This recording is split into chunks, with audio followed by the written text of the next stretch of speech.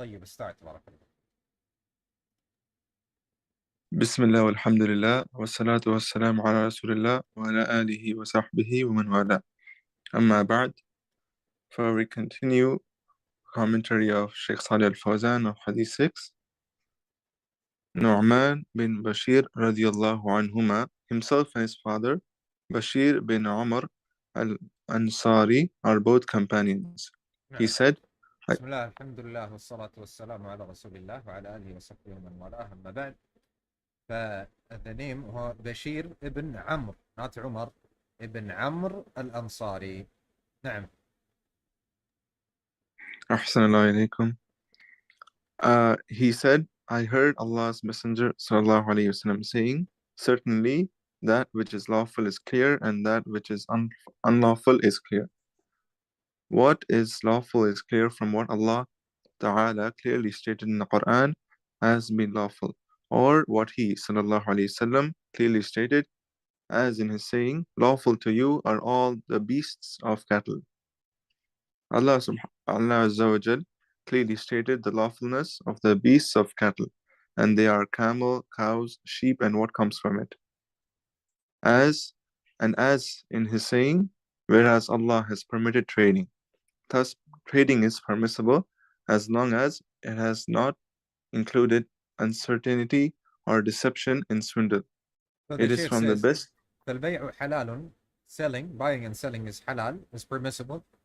ما لم يشتمل على غرر أو غش أو خداع. As long as it doesn't have غرر. What is غرر? Meaning not knowing. Yani there is not knowing what you are buying or not knowing what the outcome is. Do you remember when we spoke about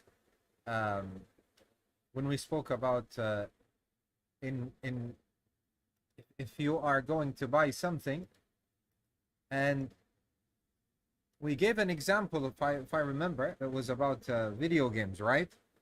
We said this is common nowadays on mobile phone games and on other games, where you have a box.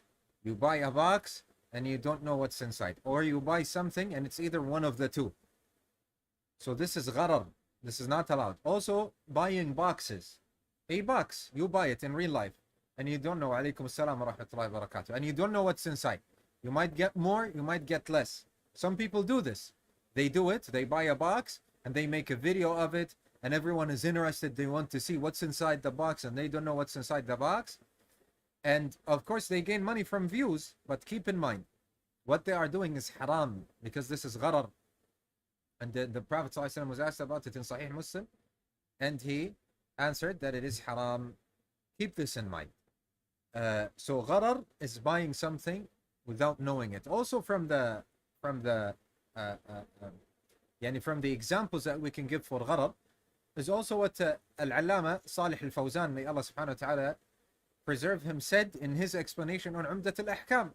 Like when someone has fabrics, he says, look, whatever I touch, you will buy. This is haram. Why? Because you don't know. This is gharar. Or he says, whatever I will throw, he starts throwing, and he says, whatever I will throw, you will buy for so and so. All of this is haram. This is called gharar. Aw ghish, meaning cheating. You cheat somebody. Aw khida', deception. All of this is haram. Na'am. Ahsanallahu ilaykum. It is from the best means of earning. So whatever Allah Azza wa Jal expressly states as lawful, one should take it without fear. He said, and that which is unlawful is clear. That is, what Allah and His Messenger expressly declare to be unlawful.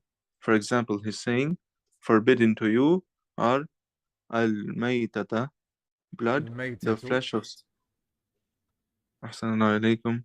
Al-maytatu, blood, the flesh of swine, and the meat of that which has been slaughtered while pronouncing the name of others. And He's saying, and do not kill anyone which Allah has forbidden, except for a just cause. It follows that What Allah is has prohibited. A just cause, like if someone kills someone, and he is found guilty in front of the court and law, basically, and this is done officially by the ruler, by the courts, and so on and so forth, and they find him to be guilty, and the punishment is, for example, death. This is what is meant. وَلَا تَقْتُلُوا النَّفْسَ الَّتِي حَرَّمَ اللَّهُ إِلَّا بِالْحَقِّ. This is, for example, the exception that is made in the ayah, that by righteous cause. What is a righteous cause? Like when somebody kills someone else, then the righteous cause, when the ruler or the courts and so on, they find him guilty and they judge that he deserves to die, this is a just cause. Na'am. Ahsanallahu ilaykum. It follows that Allah has prohibited taking innocent souls without a just cause. He Ta'ala also said, "And come not near to the unlawful sexual intercourse. Verily, it is transgression of limits and an evil way." He said, "Come not near it," that is, abstain from it, and abstain from whatever leads to it, such as gazing, being in seclusion with strange people from the opposite sex. Allah Ta'ala also said, And whereas Allah... what falls under this is also speaking on the phone and messaging on the phone with no one reading the messages or listening to the conversation.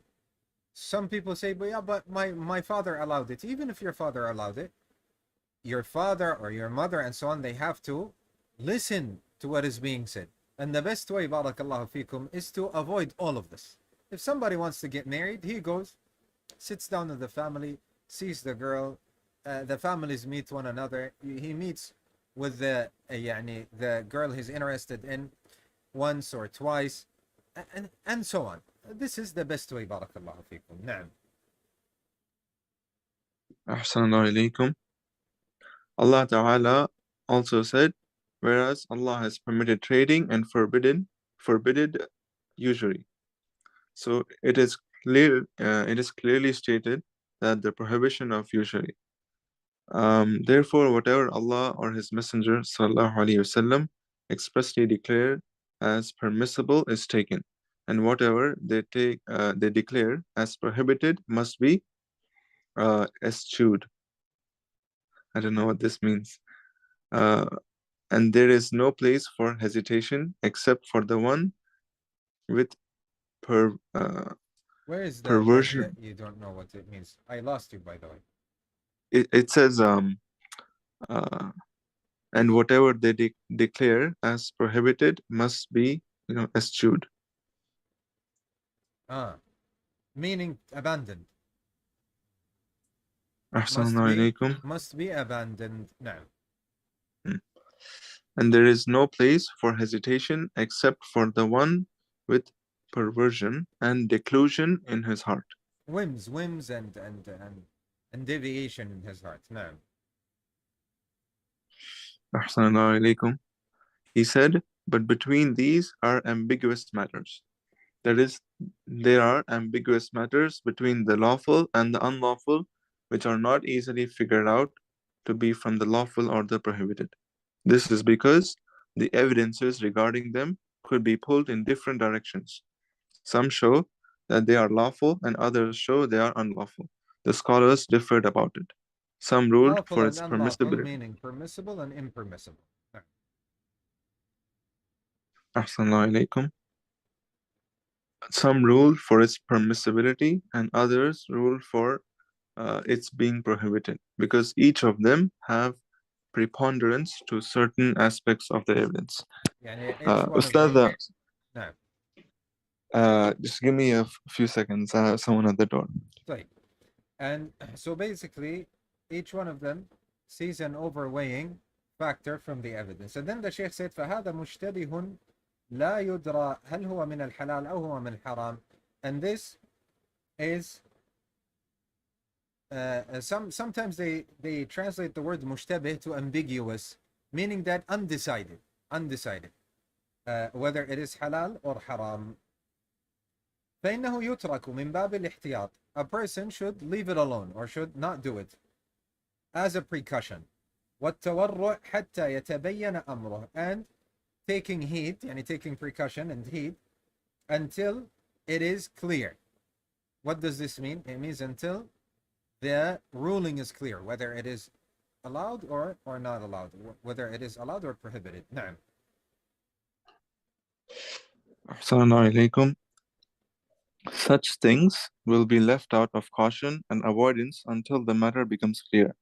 If it becomes clear in the end, that is, uh, uh, if it becomes clear in the end that it is prohibited, then it is certainly eschewed. But if it be يترك نهائيا, meaning it is abandoned, يعني it is avoided altogether. نعم. Assalamu alaikum. But if it becomes clear that it is permitted, then it is taken. However, whatever is not clear is considered ambiguous. Caution and abstention requires that such is avoided. May Allah subhanahu wa ta'ala reward everyone who translates. It is difficult, but the advice always is don't use complicated words that only few people in the world know, or people have to go through dictionaries in order to find the word that you put in the translation. Your job is to make it accessible for people, not to make it a burden on people. Keep this in mind. So, al-wara' meaning piety and precaution. Wal-ihtiyat meaning you're taking the measures, precautions. That's what it means. So piety and precautions and taking precautions is leaving this, is not doing that which you don't know whether it is haram or is it permissible or impermissible. You don't know. It's suspicious for you. So piety and the precaution is that you don't do it. This is what the Shaykh said. Now, Assalamu alaikum. He said, not known by many of the people, because the majority of the people are ignorant. They do not know the methods of legal deduction, giving preponderance to evidence, and the forms of evidence and evidencing. So he's saying, and bringing as evidence better than evidencing. Now, Assalamu alaikum. So he's saying, not known by many of the people, is evidence that only few of the people know them, and they are those well-grounded in knowledge. They know whether these ambiguous matters are from the permissible or prohibited. And that is through what Allah has bestowed on them of knowledge and understanding, the knowledge of the foundations of evidence. no.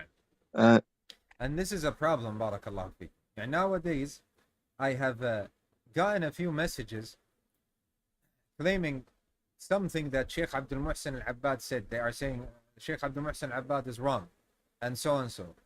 Subhanallah, Sheikh Abdul Muhsin Al-Abbad is from Al-Rasikhuna fil ilm. He's from the people, نحسبهم. Allah, he's from the scholars of his time. He's a mountain of ilm, from the biggest of scholars. But subhanallah, the issue that they are talking about, and today somebody sent me a message as well that, no, this is a mistake, and it is known that Sheikh Abdul Muhsin Al-Abbad made this mistake. So I'm looking, Sheikh Salih Al-Fawzan said the same thing. Sheikh bin Uthaymeen said the same thing.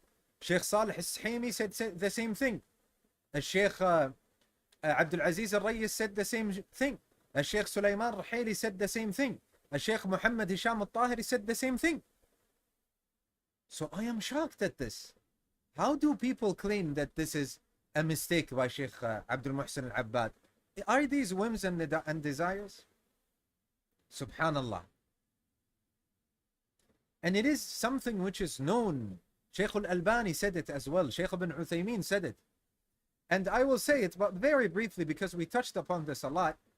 But I keep getting this. So I want the people that actually encounter this to open their eyes to it, that this is propaganda on the internet. These are rumors. This has nothing to do with ilm itself. So if Sheikh Salih Al-Fawzan deems somebody to be a mubtadi', for example, a big imam, a big alim, deems someone to be mubtadi', it doesn't mean that Sheikh Abdul Muhsin Al-Abbad has to agree with him. Doesn't mean that, because these are from umur al-ijtihad, meaning that these are from the matters in which ijtihad is in, your effort, the effort of the alim is in. Who said this? Imam Al-Albani rahimahullah ta'ala. And the clip is very known, very known. Also Sheikh bin Uthaymeen said this as well. And the mas'ala, which is al-ilzam bit-tabdi'. So, for example, what's happening nowadays, especially with the ignorant and the people of fitan, they deem somebody to be a mubtadi'. They say this person is, or يعني, they say they warn against, or say he fell into mistakes, and they're warning against him, and so on and so forth. For them, you have to agree with them, which is called al-ilzam bit-tabdi'. Al-ilzam bit-tabdi'. That you have to agree with them. If you don't agree with them, you're no longer Salafi, you're no longer on the Sunnah. They will cut you off. They will what, and so on and so. You understand this? You know this. This is more than known. Everybody knows this. It's a huge fitna. Even the mashayikh, they say it's a huge fitna, especially in the West. طيب, they say Sheikh Abdul Muhsin Al-Abbad, when he was asked about this, he said that this is wrong on multiple occasions. He said this is wrong. Don't do this. So they say, I've been getting messages that this is a mistake. Sheikh Abdul Muhsin Al-Abbad يعني, is making a mistake. طيب, also Sheikh Salih Fawzan said the same thing. Also Sheikh Ibn Uthaymeen said the same thing. Also Sheikh Salih Al-Sahimi, Sheikh Sulaiman Al-Ruhaili, Sheikh Muhammad Hisham Al-Tahiri, Sheikh Falah Mundakar. All of them say the same thing. Sheikh AbdulAziz Al-Rayis. And this is not just talk. We are translating these things because we have to learn. What's important for us is the knowledge itself. Barakallahu feekum. But these hollow claims, I don't understand. Where did they get this from? I don't understand. From where are they getting these misinformation?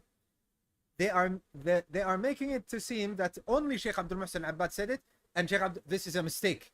Sheikh Abdul, no, it is known. And we have said on multiple occasions, Ya akhwa, teach us. If we are wrong, teach us. Show me where the Salaf said, if there is one person that one of the ulama warned against, or deemed not to be on the Sunnah, then if any other alim disagreed with him, then the other alim is no longer a Sunnah. Where is this from the Salaf? Don't bring me something saying the people, like the people of bid'ah, if you eat with the people of bid'ah and sit with the people of bid'ah and trust the people of bid'ah. This has nothing to do with this issue. The people of bid'ah are known. And Sheikh Abdul Muhsin Al-Abbad is not talking about this. And when he was asked, he mentioned it as well. He said the people of bid'ah are known, that the bid'ah, and we translated the video. He spoke about this on multiple occasions. He said, you have people of bid'ah that are apparent. You have Kharijites, for example. You have Sufis. You go to somebody, you say, are you Sunni? He says, no, I am Ash'ari. For example, known, they are known. They are known.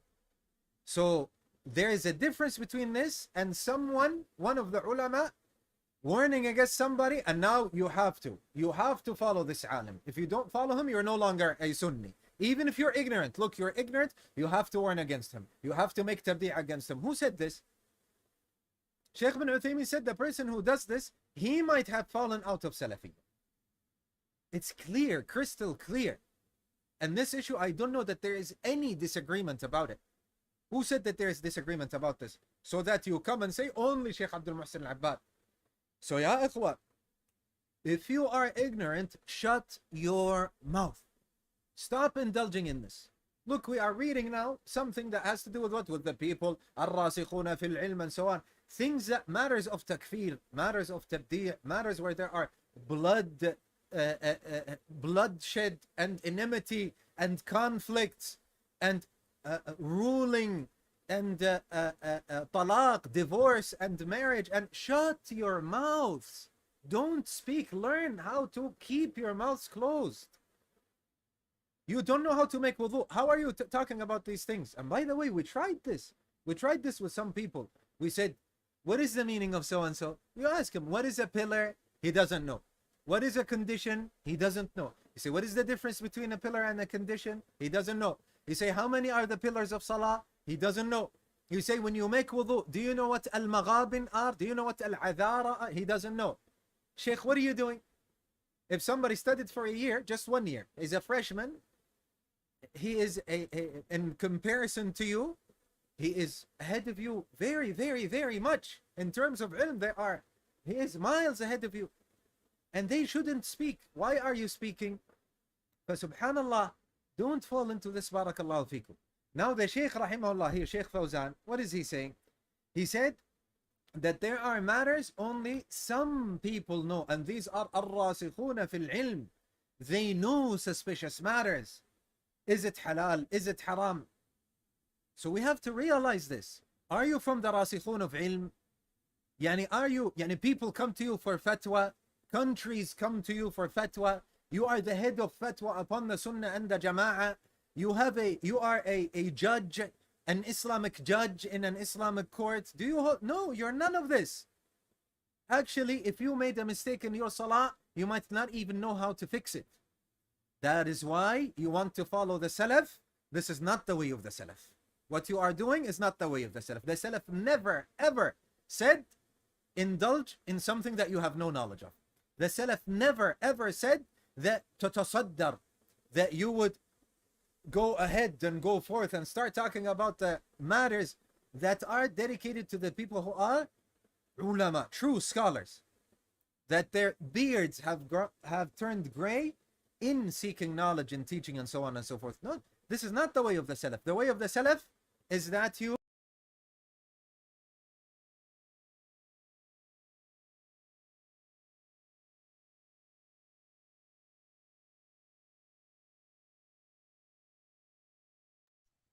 Assalamu alaikum, Ustadh, we can't hear you.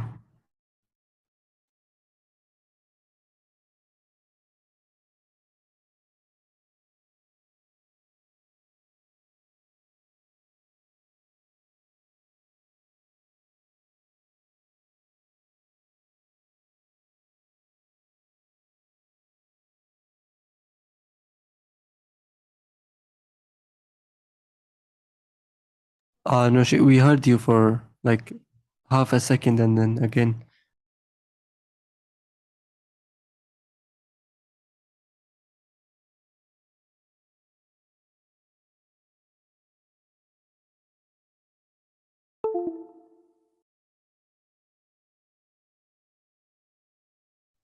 نعم شيخ. Yes, yes. One second, let me check inshallah because there's a lag. So I think now they can hear me. Now they can hear me. طيب. The way of the Salaf, as we were saying, the way of the Salaf is not that you talk about things which are of no benefit to you. The way of the Salaf is not to talk about things that are not based on action. Not even to ask about things that are not based on action. This is the way of the Salaf. Open the books. Read al-Lalaka'i. Read al-Shari'a al-Ajurri. And look, ya ikhwa, I gave you a benefit once, and it is extremely beneficial. This is from the explanation of the ijma' of the people of Sunnah and Jama'ah, by the explanation of Sheikh Muhammad Sham al-Tahiri. He says, don't apply general rulings on individuals, even in tabdi', not just in takfir, even in tabdi'. Don't take a general ruling and then you in yourself, you deem someone to be mubtadi' and everyone in the world has to agree with you or he is outside of Salafiyah. This is not the way of the Salaf. And they putting rulings on individuals, this is based on ijtihad effort. So these are umur ijtihadiyya. As we said, Imam Al-Albani said this, Ibn Uthaymeen said this, and we have translated videos in regards to this. And there's an article by Sheikh AbdulAziz al-Rayis, which we translated, we want to go through, also speaking about this. And also Al-Allama Ubayd al-Jabri spoke about this. Al-Allama Ubayd al-Jabri also spoke about this. And on, ya ikhwan. طيب, so we give the people of ilm, the scholars, their proper place. And we do not pretend that we are the scholars. Now. Ahsanallahu alaykum. Therefore, if it becomes clear to anyone that a thing is lawful, he acts upon it. And to whomever it becomes clear that it is prohibited, he refrains from it. And to whomever the matter appears ambiguous, he abstains from it. This is the correct position regarding ambiguous matters. Consequently, he sallallahu alaihi wasallam said, so whoever refrains from ambiguous matters, that is, who places a shield between himself and the matter by abstaining, he has protected his religion and honor. That is, he has guarded his religion from being touched by the prohibited, and has safeguarded his honor and been blemished by the people, from being blemished by the people. Whoever refrains from ambiguous matters will attain these two traits: protection of religion, that is, its purity and safety, and sound reputation. These two great attributes will require that one is not hasty in affairs until they really become clear. If he sees people differing about it, this gives the verdict that it is lawful, and the other rules that it is prohibited. He pauses and refrains from it because the difference of opinion on the matter is evidence that it is ambiguous. He, sallallahu alaihi wasallam, said, "But anyone who gets into the ambiguous matters soon gets caught in the unlawful ones. If you are mild with ambiguous matters and act upon them and say, as long as there is difference of opinion about them, then they are permissible, it will make you fall into the prohibited matters. This is because if you are indulgent regarding ambiguous matters, you will soon get caught in clearly unlawful matters, and this is very dangerous.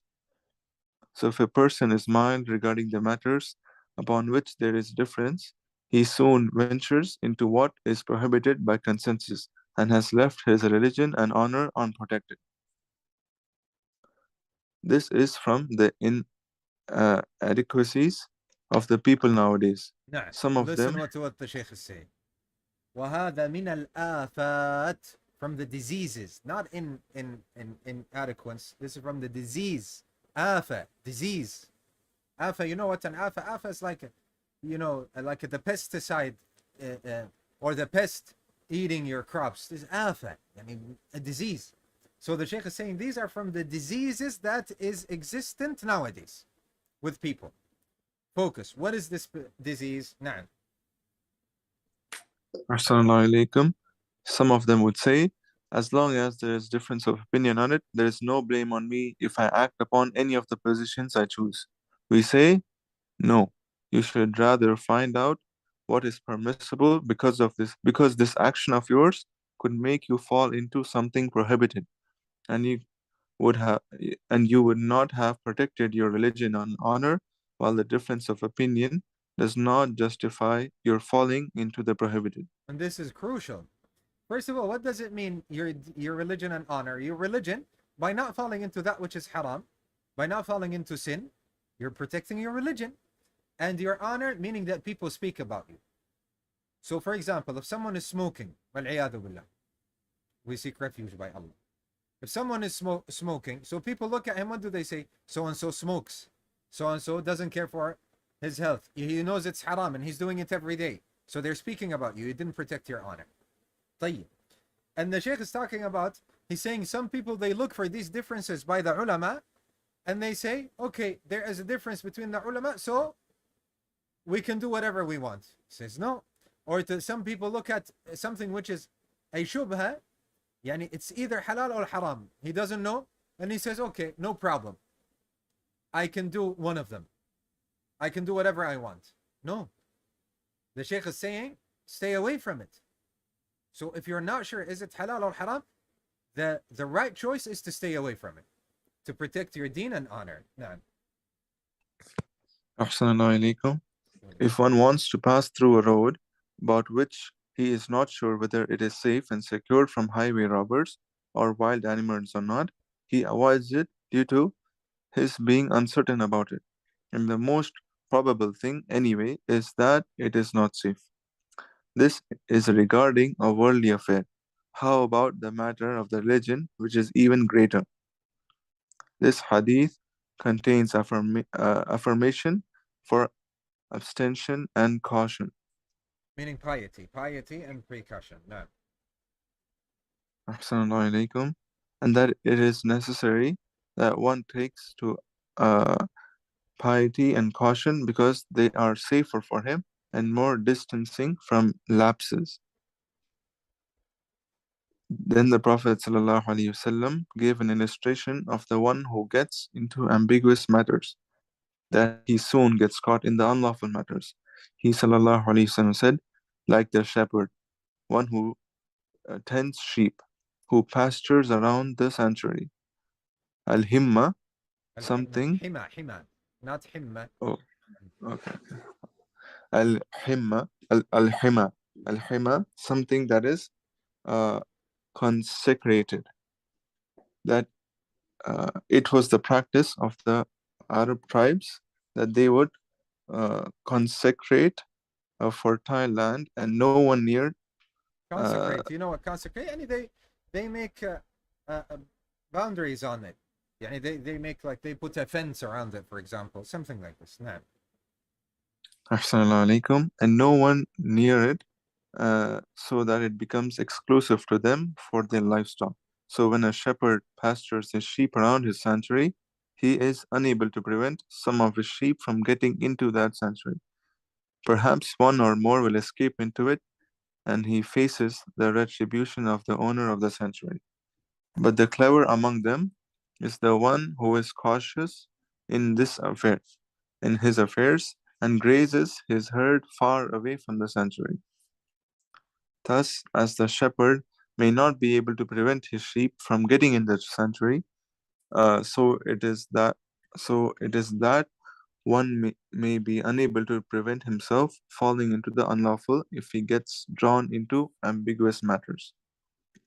This is a very clear and real illustration which points to the obligation of refraining from ambiguous matters so that one does not get caught into the unlawful ones. Nah. So if you get near that which is haram, you get closer to that which is haram, don't say that you're strong. You are putting yourself in jeopardy. You are jeopardizing your religion, because getting close to that which is haram by the shubuhat makes you fall into that which is haram. And this is what the Messenger ﷺ said. And if we had sheep and we wanted them to eat from the ground, we have sheep and we want them to eat, and we go to a private land owned by someone, but we're on the border. We're not going inside, we're on the border. Eventually, what's going to happen? The sheep will go inside the private land and they will eat from it, and then you'll have to deal with the punishment. The same thing. This is the example. The same thing. The same thing with you going near that which is haram by suspicious matters and saying that you're not going to fall into a suspicious matter. It is very dangerous. And eventually, you might fall into that which is haram, and you will deal with the consequences. Na'udhu billah. So there will be a Q&A session on Zoom now. Subhanakallahumma wa bihamdika.